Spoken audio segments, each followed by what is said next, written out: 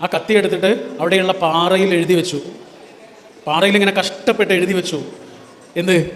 ഇവിടെ വെച്ച് എൻ്റെ ചങ്ങാതി എൻ്റെ ജീവൻ രക്ഷിച്ചു. അപ്പം മറ്റേയാൾ ചോദിച്ചു, അതെന്താ അങ്ങനെ?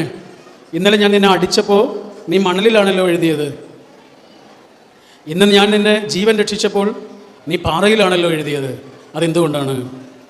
അപ്പോൾ അവൻ പറഞ്ഞു, അതങ്ങനെയാ, അങ്ങനെ മതി. നമ്മൾ തമ്മിൽ അടി കൂടിയിട്ടൊക്കെ ഉണ്ടാവും, വഴക്ക് കൂടിയിട്ടൊക്കെ ഉണ്ടാവും, അത് മണലിൽ എഴുതിയാൽ മതി. മണലിൽ എഴുതിയുള്ള പ്രത്യേകത എന്താ? ഒരു കാറ്റ് വന്ന് അതിനെ മറിച്ചു കളയും.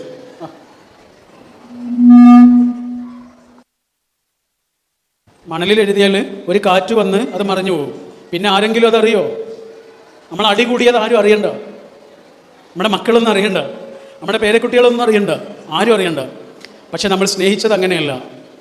നമ്മൾ സ്നേഹിച്ചത് എല്ലാവരും അറിയണം. അത് പാറയിൽ എഴുതി വെക്കണം.